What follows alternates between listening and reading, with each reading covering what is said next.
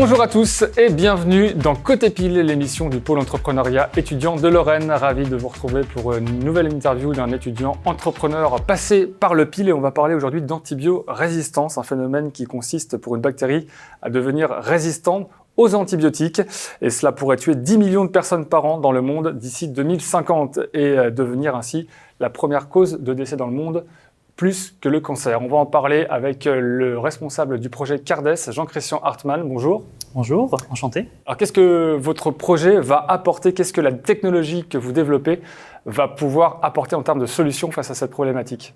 Alors, le projet Cardes, ce que l'on souhaite faire, c'est développer une nouvelle technologie pour proposer des produits biocides, c'est-à-dire des produits qui vont contrôler le risque microbiologique dans différents domaines d'application, que ce soit dans le milieu hospitalier, vétérinaire ou bien encore dans les industries agroalimentaires, pour répondre à des problématiques assez simples que les produits actuels sur le marché ont du mal malheureusement à répondre. Ouais, les produits actuels ne sont pas forcément aussi performants qu'on pourrait l'espérer. Ça vient combler un manque finalement, Cardes? C'est ça. Alors, chaque produit a des plus et des moins. On utilise des produits sur des applications bien spécifiques. Mais la problématique qui se pose, c'est que, comme vous l'avez évoqué, il y a ces problématiques d'antibiorésistance ou de résistance aux produits biocides qui se développent d'année en année. Mais il y a également des problématiques par rapport aux applications. Vous avez des biofilms, comme on dit ça dans le jargon, entre guillemets, c'est des colonies de bactéries sur lesquelles on n'a pas forcément des moyens de traitement ou des moyens de prévention pour éviter les problématiques de santé publique par la suite. Alors là, on est vraiment dans le côté technologique et aussi tout un côté sensibilisation, puisque vous l'avez dit, vous avez évoqué la santé publique. Et c'est vrai que les enjeux liés à la santé publique, on n'en parlait pas beaucoup avant la crise Covid.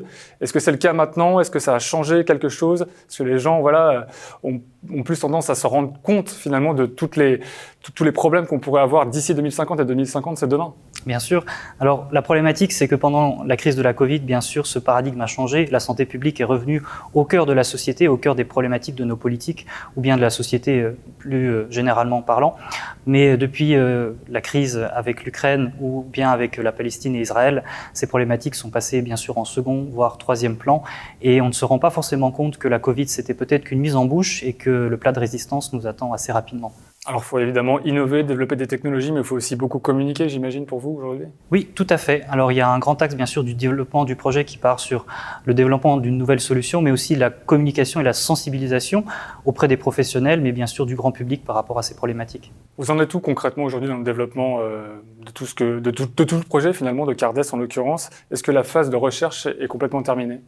La phase de recherche est plus ou moins terminée. On est actuellement en train de collaborer avec l'Université de Lorraine pour vérifier la preuve de concept, comme on le dit, c'est-à-dire l'efficacité et l'efficience en fait tout simplement de ces solutions qu'on a développées sur différents types de micro-organismes. Et par la suite, ce que l'on souhaite effectuer, c'est un dépôt de brevet pour protéger la propriété industrielle attenante à ce projet. Alors vous avez évoqué l'Université de Lorraine, vous êtes passé par le PIL, oui. On le sait, vous êtes diplômé également de l'École nationale supérieure en agronomie et industrie et de l'École nationale supérieure des industries chimiques.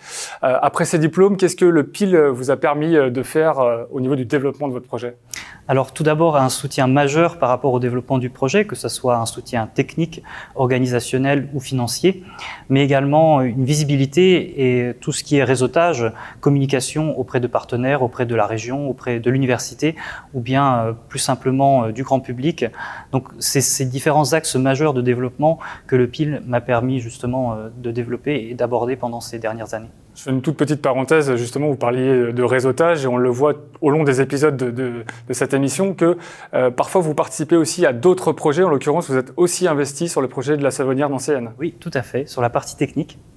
Vous êtes donc avec Hugo Dinch-Seconello là-dessus. Ouais, vous apportez vraiment la partie technique pour le développement du produit des savons. C'est ça. Alors, nous sommes 3 sur le projet et on forme un petit trio de choc, entre guillemets, puisqu'on a chacun nos compétences, nos connaissances sur des thématiques bien particulières qui viennent se compléter et qui viennent créer un petit peu ce combo magique, on l'espère, pour le développement du projet. Et vous avez donc obtenu le prix Pépite régional, tout comme la Savonnière nancéenne, également le prix Pépite national, donc avec votre projet Cardes. Félicitations. Merci grandement. Pour ces récompenses.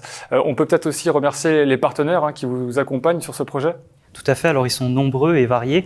On a tout d'abord le PIL, bien évidemment, mais aussi l'incubateur Lorrain, donc la structure qui me suit et qui m'aide à faire le lien recherche avec l'Université de Lorraine, mais il y a également la région Grand Est, la ville de Nancy et bien d'autres partenaires plutôt privés, ainsi que les personnes de ma famille qui me soutiennent dans ce projet. Alors, on n'oublie pas évidemment votre grand-père qui est chimiste et également votre oncle, docteur en médecine, spécialisé dans l'hygiène en lien avec l'environnement, si je ne dis pas de bêtises. Oui, tout à fait. Voilà, on les salue au passage. Merci beaucoup. Les prochaines étapes pour Cardas, rapidement, c'est quoi? Les prochaines étapes, c'est justement d'intégrer l'incubateur Lora pour officialiser ce lien et ce partenariat avec cette structure et continuer les aspects de recherche et développement sur l'efficacité, sur la preuve de concept de notre solution, mais également de faire le dépôt de brevets pour sécuriser la propriété industrielle de notre technologie et envisager plus sereinement l'expansion et le développement commercial de notre solution. Merci beaucoup Jean-Christian d'être venu sur ce plateau. À très bientôt et bonne continuation. On se retrouve prochainement pour un nouvel épisode de Côté Pile. À bientôt.